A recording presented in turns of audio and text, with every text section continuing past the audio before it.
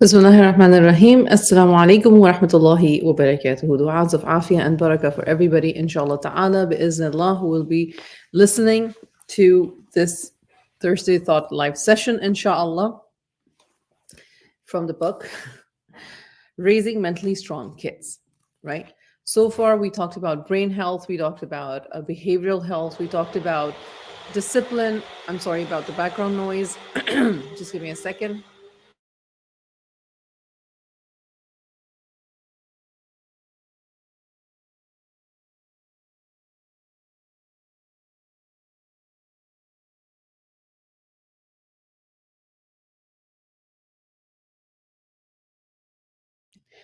And we are, inshallah ta'ala.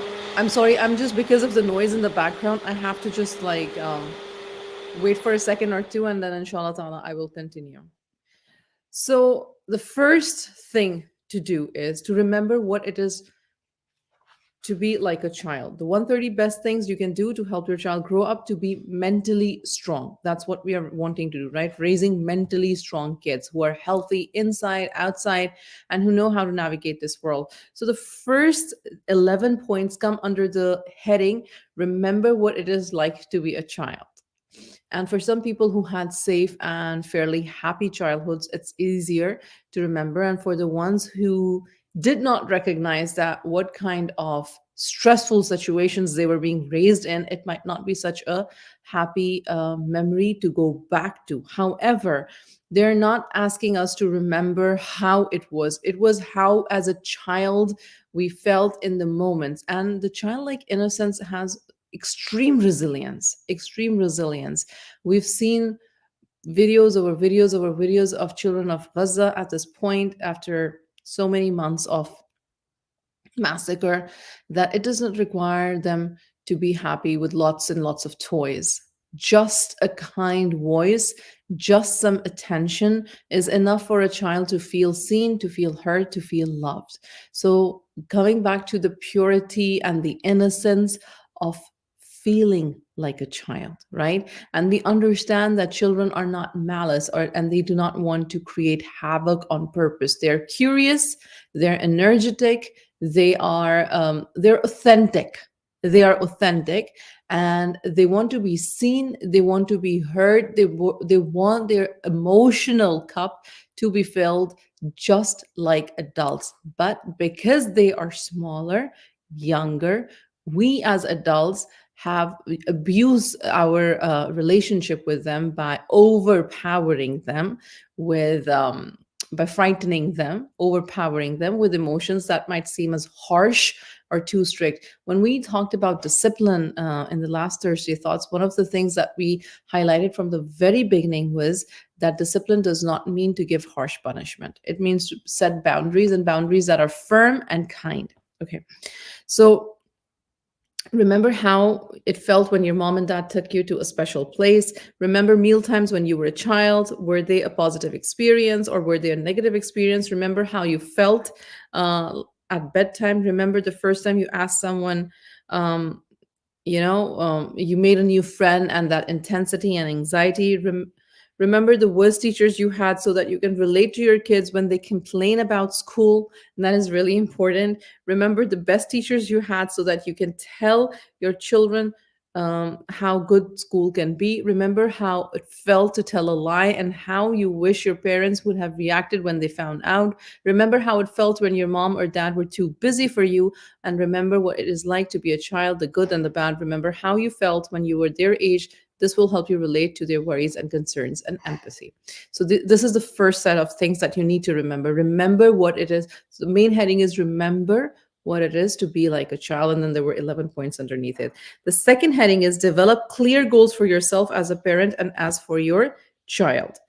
What does clear goals mean? Like everyday behavior. Develop the kind of behavior that in you as in a parent, develop the kind of behavior that you want your child to model from you. The kindness, the empathy, the compassion, the listening, the breathing exercises, the self-regulation, the co-regulation, all of these, and these are continuous. Nobody is saying that just because you're listening to a live, or just because you're listening to a lecture, or just because you have these Instagram pages that you follow, and every day you're going to read about it, so it's going to start appearing in your behavior. No, learning does not happen just because of listening. Learning happens because of doing. When we think we are going to practice something, and then we go ahead and we practice it over and over and over again, that is how new pathways in our brain for the changed behavior and habit building are formed. That is called neuroplasticity. We need to understand this. We need to model this so that our children can model this. Number three is, and the third heading is goal for yourself as a parent. The goal should be, number one, you need to be involved, which is number 13 here. Number 14 is to be open with your child. Talk to them in such a way that is active listening and empathy. Number 15 is be firm and set limits. We talked about this during the discipline class. Be a good co-parent.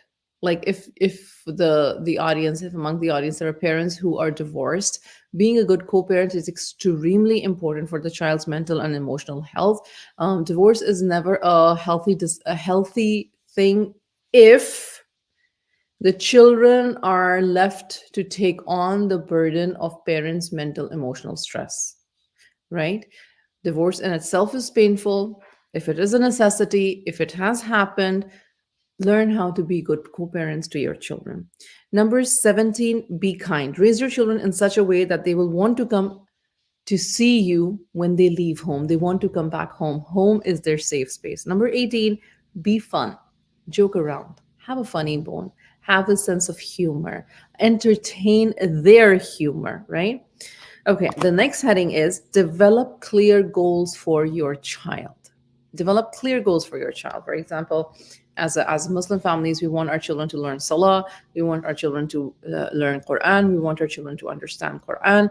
What are we doing about it? What are we doing about it? One of the things that I want to highlight here is, it is so, when we put children in our schools, right? And th- as soon as they're born, they have toys that sing A, B, C, D, E, F, G. But are there toys in the home that have Alif, Ba, Ta, Tha? Are there instruments or toys or gadgets that play with the child in with Arabic text? Are they familiar? Because if you're not an Arab and you're not Arabic speaking, and the house routine does not have Arabic alphabets or the Quran, and I'm not saying play it on the TV for them all the time. That's not what I'm saying. I'm saying, is the Quranic alphabet, Quranic learning, as fluent in the household as the ABC 1, 2, 3 rhymes are? Usually not. Usually not. And that is why when the children go to preschool or kindergarten or even first grade or even second grade, it's very hard for them to pick up the qaida. I'm not saying they will not never pick it up. I'm not saying that. Children are resilient. Children have brains like sponge. They do pick it up. The repetition helps them pick it up, but it becomes more difficult over time. So this is something that we should consider while our children are babies, while they have toys, while they're around certain toys, the kind of environment that we want them, that we build around them, and so that the goals that we have for them, they are taken care of. Number 20 is be responsible. Children need to believe and act as if they have some shared control over their life, that the bad things happen, it's not always someone else's fault. Otherwise, they will act like the victim and have no personal power. But she said it, but they did it, but they said, but he said, but she said, but never what I thought, why I did not take responsibility, why I'm not taking accountability. Oh, I must have had some role to play in this mess, right? That kind of thing. Be independent. Allow your child to have some choices, shared control over their life. They will be able, this will enable the child to be able to make good decisions on their own. Number 22, be self confident, right? Love, care, concern, empathy, forgiveness, firm boundaries, and discipline help the child to become confident. When they know that they're going to have consequences of their actions and the consequences are going to hurt them, and in a sense that it will take them longer to accomplish whatever goal or need that they have, they will understand. They will be more careful about, okay, taking next steps. Be self-accepting. Notice more positive than negative in your child. This will enable them to accept themselves. That was number 23. Number 24 is be adaptable. Every parent knows this. You cannot be rigid with children. The authoritarian parenting, which is very rigid because I said so, that is why, this is the rule, this is the law. I understand there are rules and there are laws and there are boundaries and there are certain things that we're not going to compromise about. But then also, some days are just not good days for being rigid. Some days we need to be adaptable. We need to have mercy, rahmah, and compassion. Um, Life is not the same all every single day. It throws different hurdles at us. So be gentle with yourself. And those parents are adaptable who know how to be gentle with themselves, who know how to be gentle with themselves. So be gentle with yourself so that you can be gentle with your children as well. You can be adaptable with them. Expose your children to different situations so they will be flexible. For example, we were going to do this, but unfortunate circumstances came ahead and we are not able to do this. The child in the beginning, they're going to make fuss. Do not make this a habit that you promise them one thing and do not give them, so that you're building their flexibility. I'm not saying that. Please do not do that. That is not good. It will cause a lot of mistrust between the child and the parent. I am saying that if a situation occurs between you and the child, or between the circumstance that we were going to face, and something else happened, whatever, be adaptable. Let the child know that these sentences, these sentences where we say qadar Allah, it's okay. Maybe Allah subhanahu wa ta'ala has planned something better for us. Inshallah, I pray that something better comes along. I hope that even though I'm going through this, or we're going through this as a family, may Allah subhanahu wa ta'ala reward us for our patience. And I'm making dua that Allah protect us and keeps us in an afiyah and something better comes up, etc., etc. Things like that, so that they understand adaptability and flexibility. Number 25 is be emotionally healthy. Seek help for your child if they show prolonged symptoms of emotional trouble. Please do that as early on as possible. Number 26, be fun. Teach your child how to have fun and how to laugh. Number 27, be focused. Be focused. Be focused on what? Be focused on the relationship, on your character building, on how you are modeling to be trying to be a full-rounded human being, a taqwa-minded human being, a taqwa-hearted human being, right? Have clear goal for themselves, both short-term and long-term. The next heading is authority is essential. Now, of course, as parents, authority just kicks in like this. The sense of responsibility just kicks in like this. I'm the parent. I need to be responsible. I need to teach my child. I need to do this. I need to do that. This is my child, blah, blah, blah, right? But authority in what sense? Number 28, authority is essential to maintaining order and structure in a family. The 60s generations lost the concept of that authority, lost the concept that authority is a good thing. This is called, they're taking us back to the permissive parenting, where parents who did not discipline their children, and not in a harsh sense, but even like not having boundaries, right? Number 29, being firm with your child is not the same as being mean.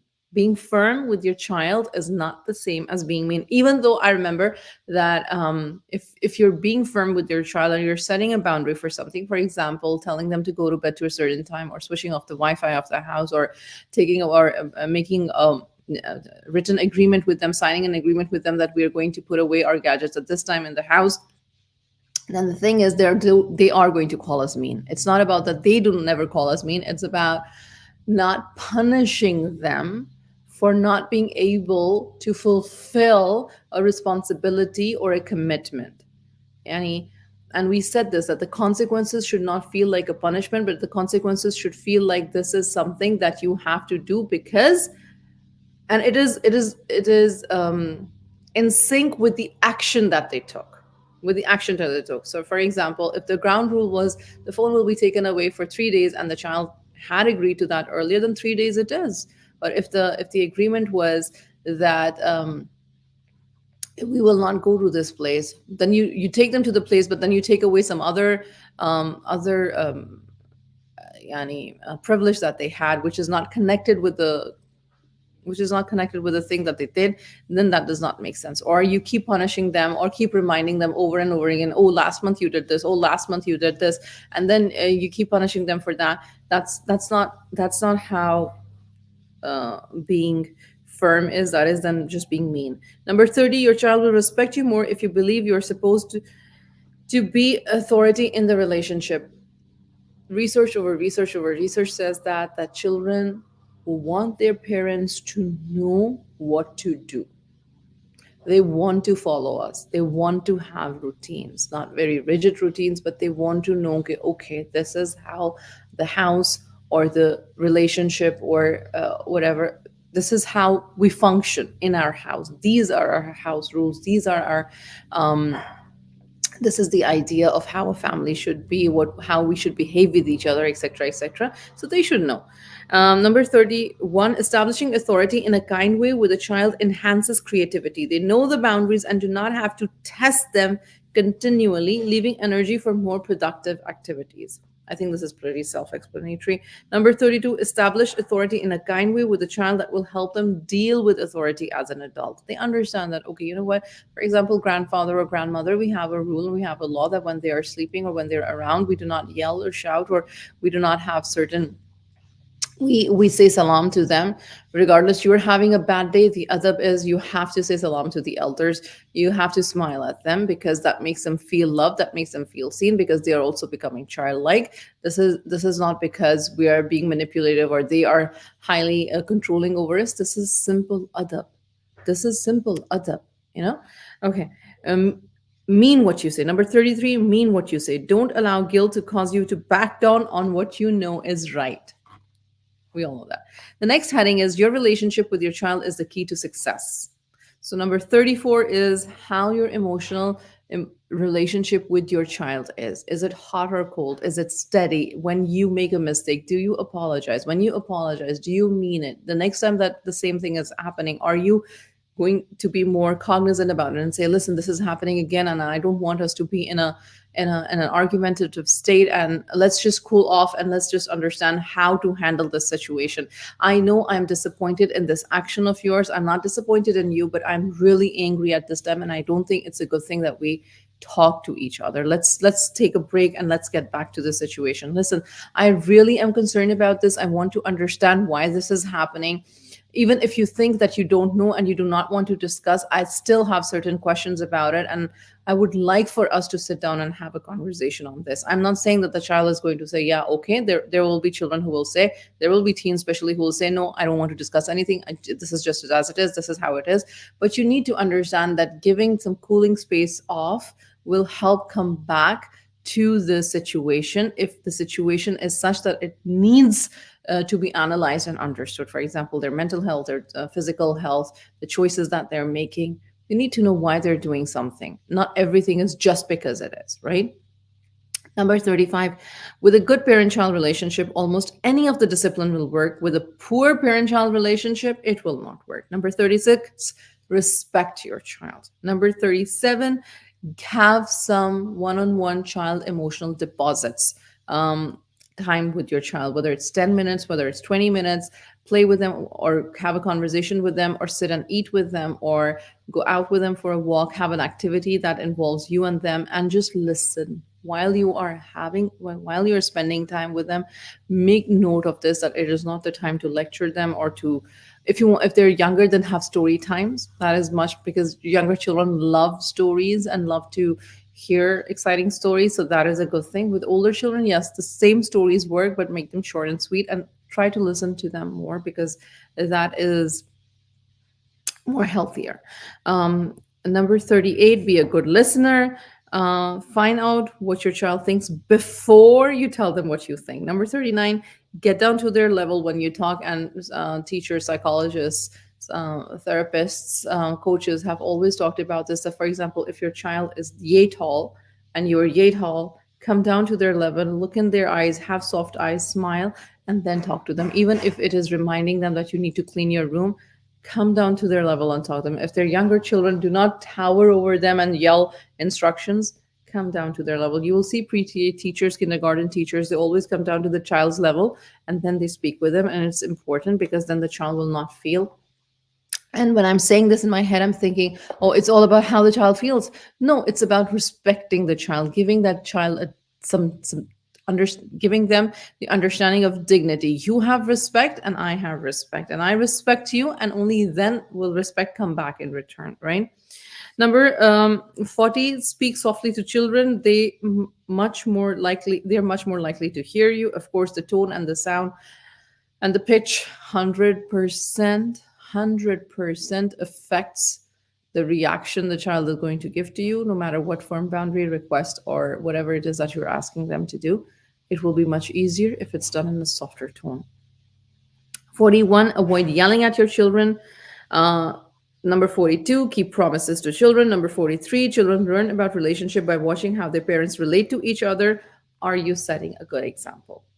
The next topic, a loving, helpful environment. 44, tell your child you love them every day. That's a no-brainer. That should be a no-brainer. Your child they don't even need to wait for you to tell them that you love them. You just love them. You tell them every single day, you tell them, I love you.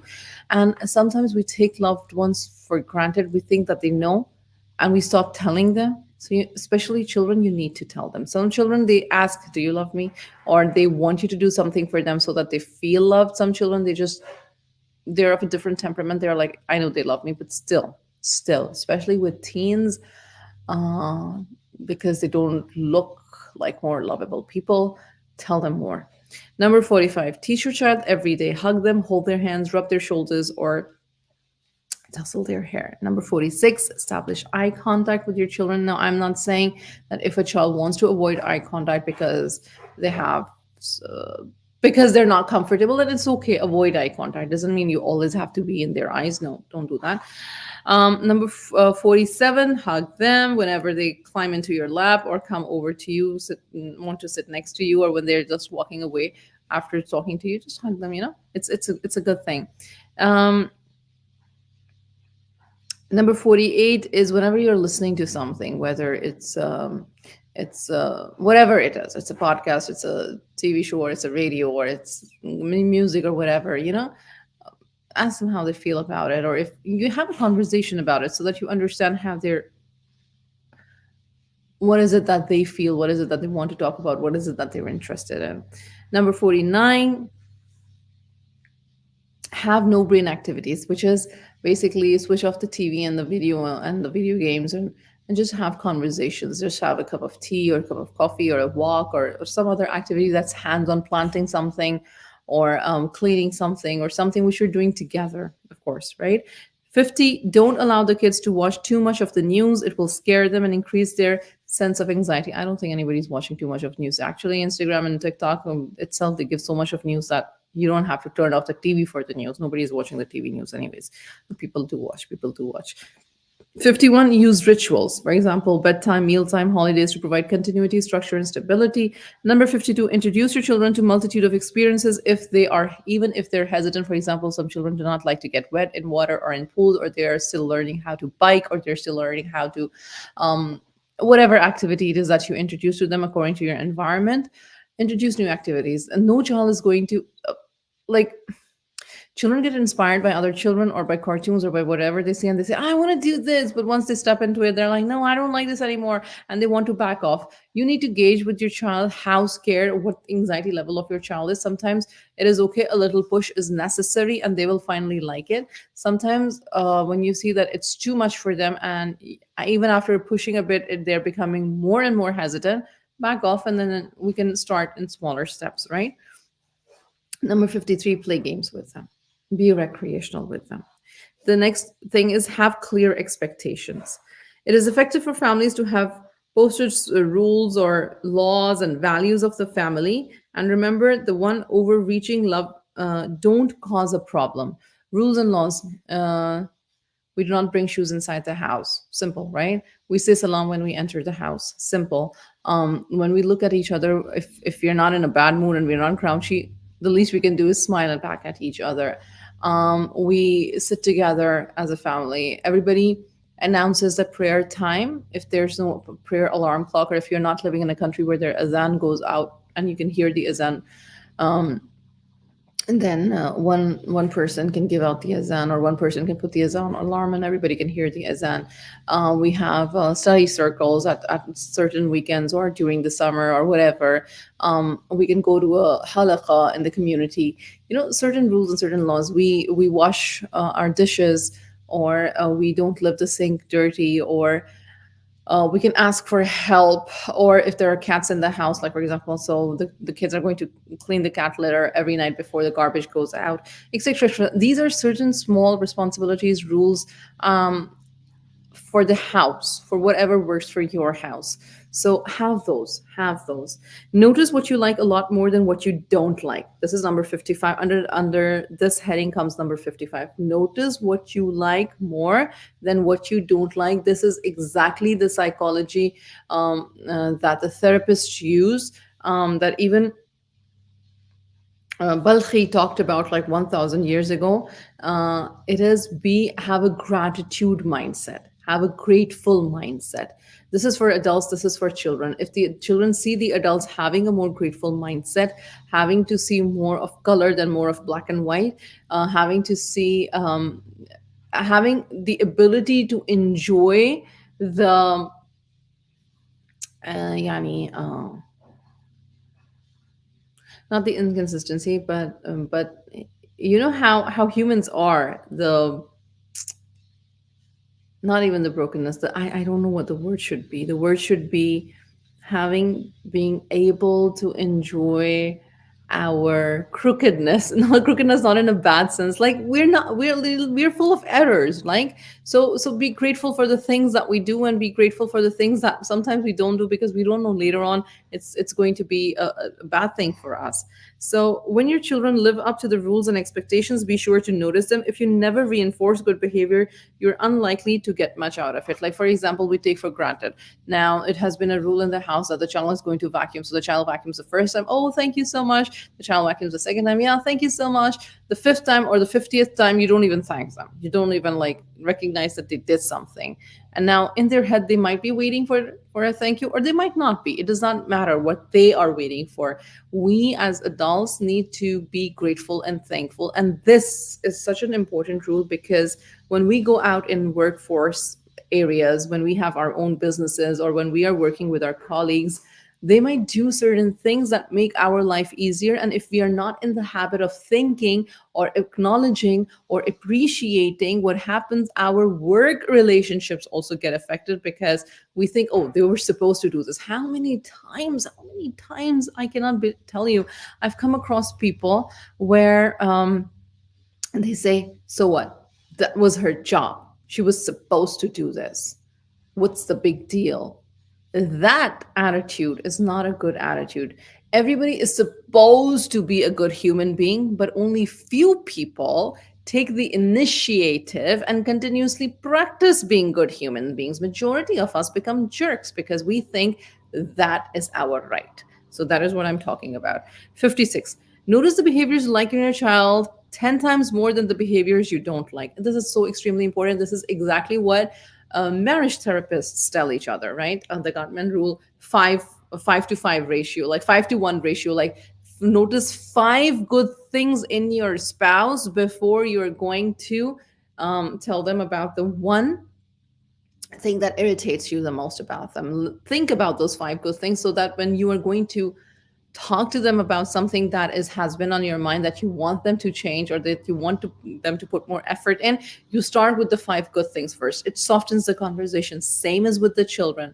Notice the behaviors you like in your child 10 times more than the behaviors you don't like. Number 57, praise and encouragement enhance good behavior and children and teach children new skills. Anger and punishment supports difficult behavior, but do not teach children anything good in the long run. We just want them to just listen to us. Just just just please be easy and listen to us. Don't make it difficult for us. And that is because we've lived a life long enough where we're tired and exhausted and overstimulated, and we just want things to be easy for us. But when we are making things easy for us, we need to recognize that it might be difficult for the child, and they are just trying to resist towards something that is difficult for them or that is something that they don't like. And so we become easy with this idea that it's not so easy for them and it's okay. We will take it slow. We will take it slow. We will calm down. We will be more soft. I'm not saying leave the thing or cave into it, as said earlier. Don't cave into letting them have bad behavior. Don't do that. But everybody likes ease. So, and co regulation is if you are calm, they will become calm eventually after the meltdown. And somebody might say, well, we already know that after the meltdown, everybody becomes calm. It's the meltdown that everybody is worried about.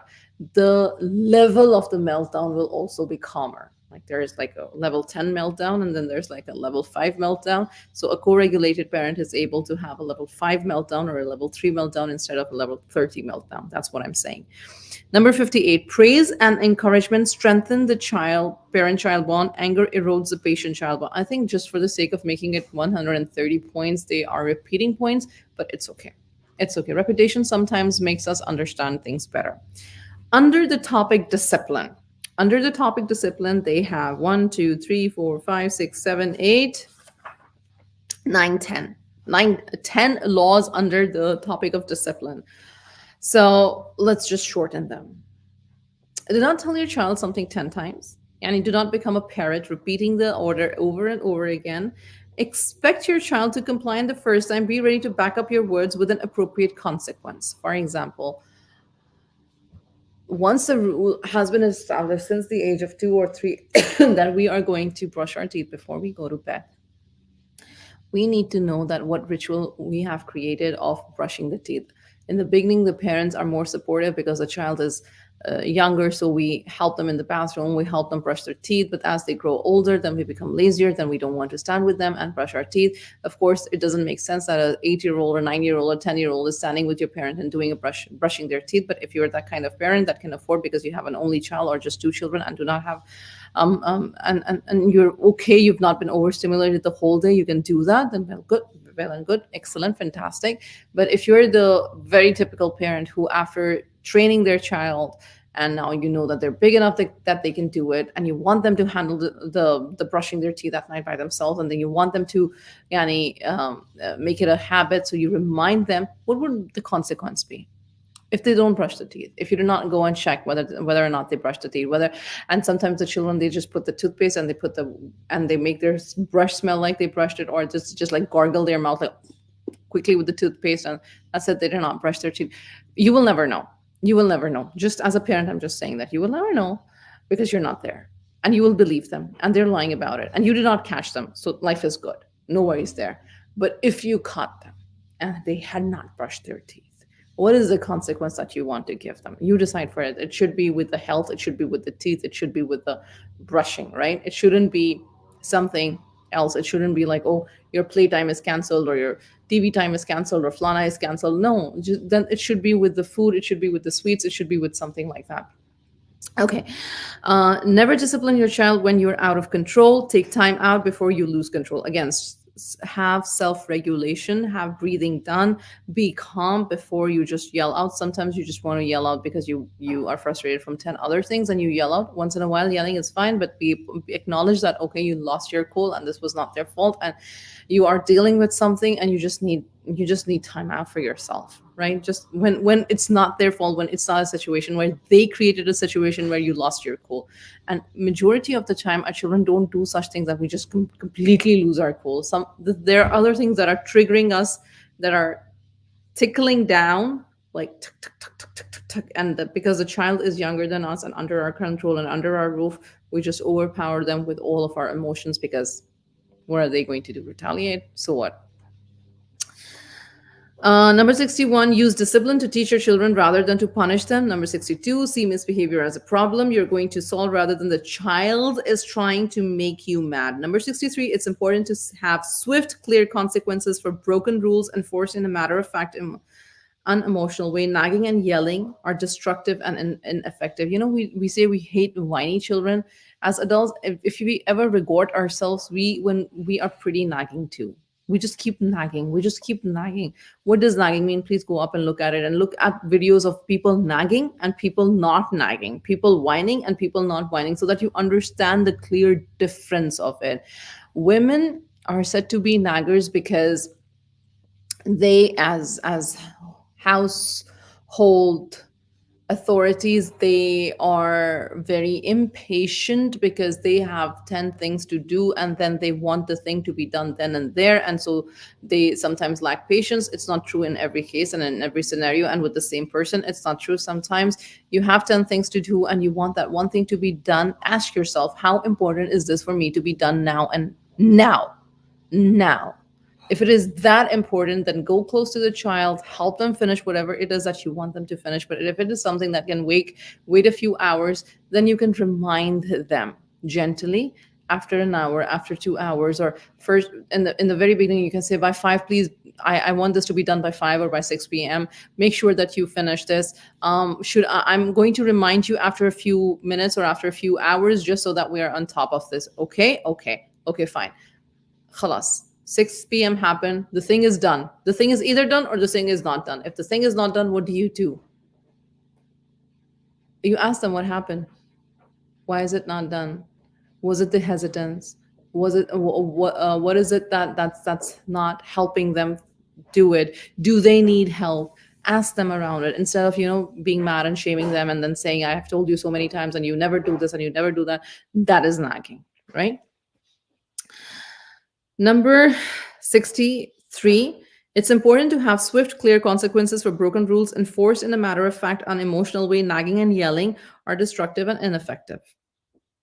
I'm doing this because you did this.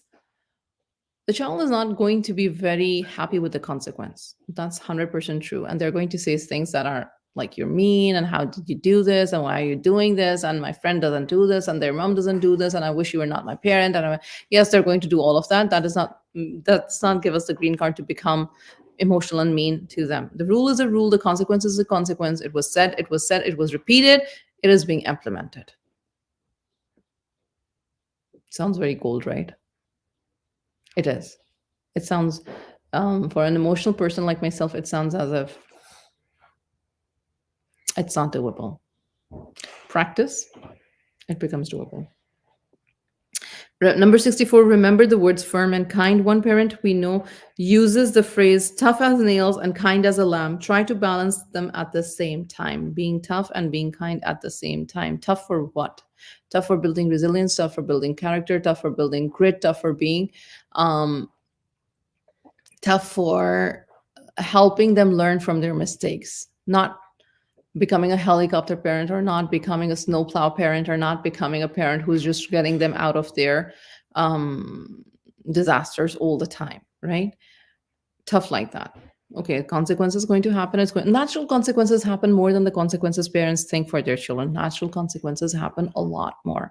And when they're going through natural consequence, it's okay. This is how it is going to be. And being kind, being loving means holding their hand while in good times and while in bad times, in good days and in rainy days.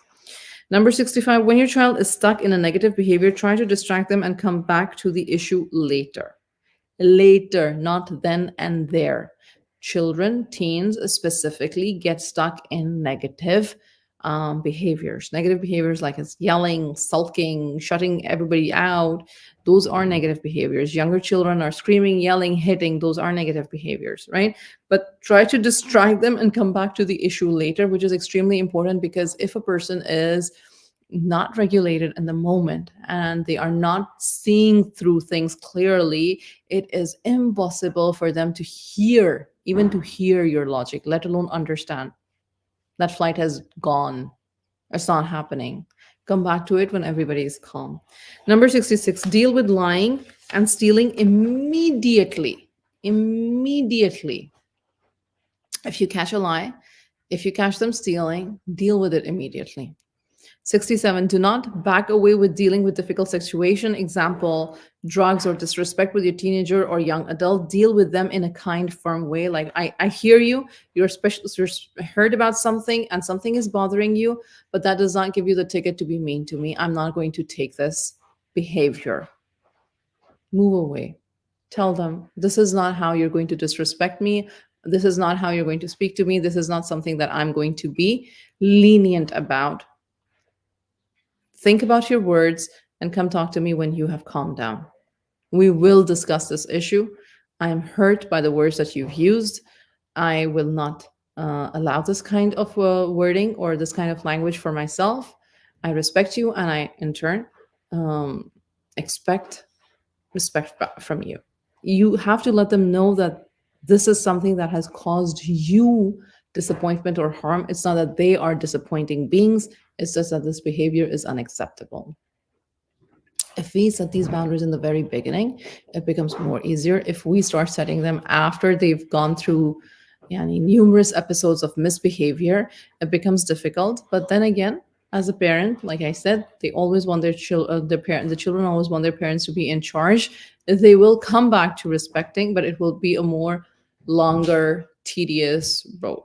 Number 68, avoid spanking and other forms of corporal punishment. They are detrimental. We know this. Under the choices heading comes number 69. Give your children choice between options rather than dictating that they must do, eat, or wear. If you make all the decisions for your children, they will be unable to make their own decisions.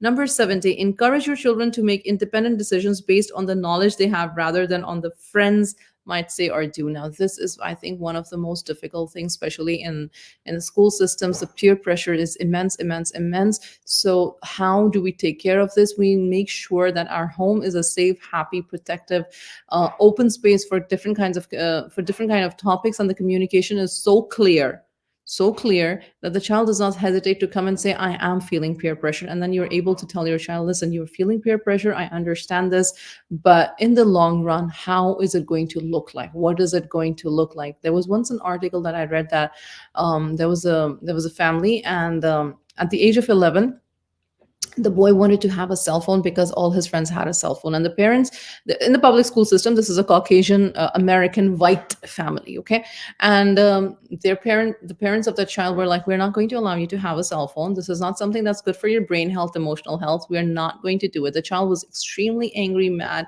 had misbehavior issues with the parents. He was always angry. He kept telling them how backwards they were and how cool her parents, the friends' parents were, and everybody in the class has it, and he has nothing to discuss in the classroom with them, and he is so ashamed. Now, mind me, having a cell phone does not cut the not having a cell phone does not cut the child from all the video games that they play, regardless on TV and on server. It does not cut the child from watching the things that other children play. They just watch it with their family, or they just watch it on a TV or a laptop where the parents have access to it. The only thing with the cell phone is that those so many tabs that the child is able to cover, that might not, it happens in the iPad too. Why would I lie about it? It's not today. iPhone is or any phone is not even an issue. Children have iPads, children have tablets, children can do 101 things that are unacceptable for example, the most suggestive is porn, and the most suggestive is looking at pictures that are inappropriate, which erodes their character, their iman, their thought process, and all of it, right? We know how much it causes mental health issues as well. However, the thing is, what happened in that parent story is, when the child was 14, 15, he saw that all his friends were so disconnected. They were addicted to certain things, and so that child, even though the child is still younger, 11 to 14, like it's still pretty young age, he was able to come up to his parents and say, I see why you did what you did, and thank you, because I'm not lost like my friends are. His friendships started to weather off, because if you're addicted to something, you don't have time for your friends. You don't have time to play around. You don't have time to have deep conversations. You don't have time to do the things that are more supportive to your educational goals, or your sports goals, etc., etc. And he could see how his friends were suffering, and that was not something that he wanted to end up like. And so he said, thank you. So did the parents suffer? Yes. But were they able to let their child see the consequences of the easy way out? Yes. Did it help their relationship? Yes. Is it a long road? Yes. Is it worthy? Absolutely yes. Right? Supervision. One, two, three, four rules. And it's like, the crux of it is, trust your child, allow them to go through the consequence of whatever they do. Tell your child that You want to know who they are with, what they're doing, and what time they'll be home. Let them know that you're going to periodically check. Initially, they'll complain about your intrusion, but in long run, they will appreciate your care and concern. Spend time with your child's friend. I cannot tell you how important it is to know your child's friend and his family or her family. It is important. Even if we know them, we still don't know them because they're not living with us, but it is extremely important. I have a cat's appointment at 9:30 and it's already 9:20 and I need to leave. Parental support. Under the parental support, they have one of the best things that you can do for your children is model a loving relationship with your spouse. Parents need time for themselves. Parents who are drained do not have much energy left in the tank to give children their best efforts. When children are allowed to split parental authority, they have far more power than it is good for them. Yani, Baba said this, so I'm going to do this. Mama said this, so I'm going to do this, because they know that the parents are not on the same page. They manipulate all the time. Under self-esteem, they have 79, 80, and 81, which the crux of it is encourage your children in areas of interest, sports, etc. Self-esteem is often based on a person's ability to feel competent. Help them, but let them feel competent, right? Do not overpower them. Under the instruction, teaching children, 82, 83, 84, 85, 86, 87, 88, 89, 1991, 1993, 94, 95, 96, 95. And all of this, the crux of all of this is model for them, help them learn from their mistakes, keep healthy food in the house, build healthy habits that are good for the mind, body, and the soul. Teach the children to notice the best about their lives, yani teach them gratitude. Teach your children to say thank you to others, yani acknowledgement. Teach their children to be accountable for their actions. Teach your children how to use technology responsibly and set time limits to it. Under the topic work and children, which is 96, 97, 98, and 99, again, work and children is one, which is 96. Don't give your children anything they ask for. Encourage them to work for it. Yani, what is your input in this household or in this action, so that inshallah you will be able to get what you need, right? Not always transactional, but still. Siblings, 98 and 99. Encourage and reward respect among siblings. Discipline inappropriate or hostile behavior. Number 99. Some siblings rivalry is normal. Remember that it is normal. Remember the story of the I remember to understand that every child is different in temperament and they will behave differently, and learn how to ask the important questions and answer those questions. Learn, help them learn self reflection. And when we, and everybody does this, we have expectations from other people and from our relationships, but ask like, is my expectation real, or is it too much? Is it too much from the child or from the sibling, right? Friends and peers. 100. Don't fight a child's battles with their friends or peers, but be available as a consultant. Yani, don't go to the friend and say, oh, you hurt my child, you're a very mean child. Don't do that. Please don't do that. And number 101, provide a safe and inviting home that inspires your children to invite friends to visit your house. Not that your child is running away from the house. I know families where it is so chaotic, or where the parent just wants to get rid of the child. They keep sending their child to other people's houses. That's not cool. That's not cool. When there are problems, 102 to 105, seek help for your child when they show signs of brain, mental health, or learning problems. Don't sweep problems under the rug. Apologize to your children when they make mistake. And 105 is help children see the past, their disabilities and weaknesses, to see their strengths. To see their strengths. From 106 to 109, understand what's normal. Act as your child's prefrontal cortex until theirs fully is developed in their mid-20s, gradually giving them more responsibility and control as they grow. Now, listen, according to Islam, they become adults after puberty, right? Which does not mean that they cannot handle responsibility. It is how we allow them to handle responsibility and how much responsibility we want them to handle. And we need to understand that they will make rash decisions. They will make decisions that are not always very helpful. And that is okay, because still they're in developmental stage. Be their prefrontal cortex means be calm, be organized, be disciplined, allow them to go through their consequences, but also sometimes just let them be. It's okay. Sit back and observe. And as long as they're not heading towards a wall to break their head into, it's okay. They will come around. They need you in a more space, in the space of calm and kind, rather than in the space of over worry and over anxiety. Understand normal developments such as the terrible twos, independence and identity in teens, and so on. When a teenage pulls away from you, pursue them with kindness, not anger. Don't tell an 18-year-old what to do. They are likely to opposite. Suggest alternatives. Listen and help with the option. Listen and help with the option. Under the heading Learn All You Can, 110 to 111. Effective parenting is a learned skill.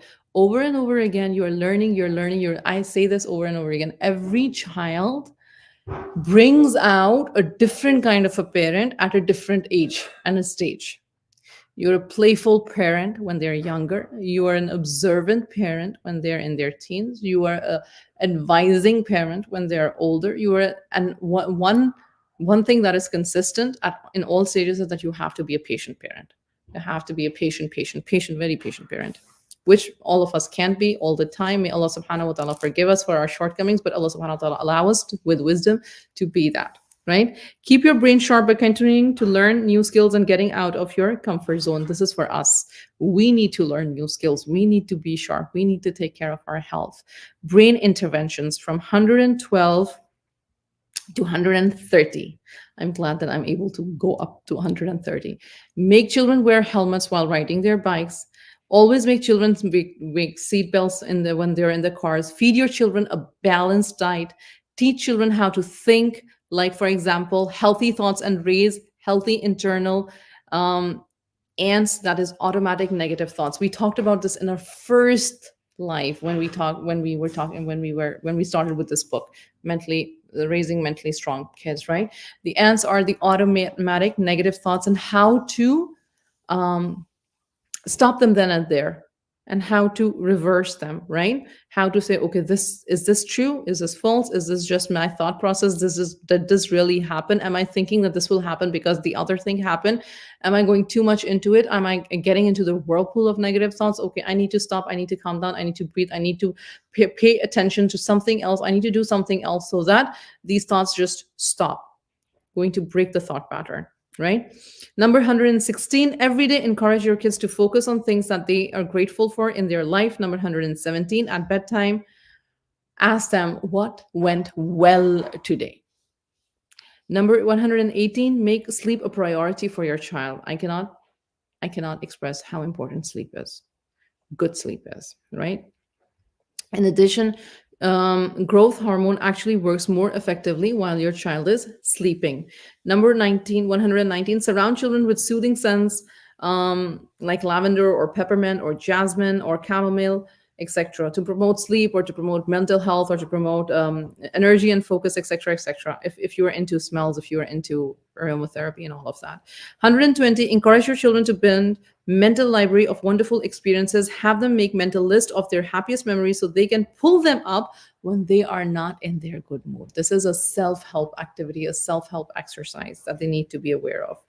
Number 121, eat meals with your children so they can see you enjoying healthy food and bolster and appreciate the family bonding. 122, teach children deep breathing techniques. Number 123, help your child, especially teens and young adults, to find their purpose in life by asking what they love to do and how they help others. And one of the things that I have seen within my family as well is that when their teen has a purpose, it elevates their mood, it elevates their thinking, it elevates their character building. So purpose means a job that they're doing, a part-time thing that they're doing, something constructive that they're doing. Now, some might say, my child loves playing video games.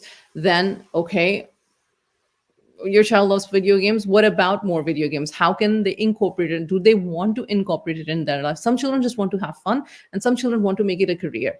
You now need to know what it is that your child wants, right? Sing or hum with your children whenever you can. I cannot tell you, making silly poems is something that I'm best at, and I make silly poems all the time with my children, and I sing them aloud and I hum with them, and it's always worked. It always freshens and lightens the mood. Alhamdulillah. 125. They're saying make beautiful music a part of your child's life. Of course, they're heavy on from a Western cultural point, music is a part of a lifestyle. But then again, what is musical? Nature sounds are musical. uh, Learning or doing activities with each other is musical. Having a flow in and rhythm in conversation is musical. It all depends on the interpretation, right? On 126, be sure that your child's regular health and dental checkups. Healthy bodies and gums are critical for brain health. 127, keep caffeine out of your child. Oh yeah, talk about caffeine. The coffee people, my children don't drink coffee. Alhamdulillah, alhamdulillah, ya Rab. But minimize it if possible. 128, do not use illegal drugs or alcohol in their presence. I hope Muslim parents aren't doing that anyways. 129, have children avoid contact sports where they have head injuries in common. Now in America, there is a sport called football, which is basically a handball. Like they have ball in their hands and they run. It's not football, but the Americans are ajib. And so wearing helmets when they have sports like this. And number 30, do not let your children bang their head when frustrated. Teach them to love their brains. Alhamdulillah, 130 points done. Inshallah ta'ala, bi'iznillah, may Allah subhanahu wa ta'ala help us and our help children with the brain health. May help them in their body health, help them in their character health, help them in every way possible. May Allah subhanahu wa ta'ala guide us to be the best parents that we can be for our children. Jazakallahu khair, everybody. Take care. Assalamu alaikum wa rahmatullahi wa barakatuhu.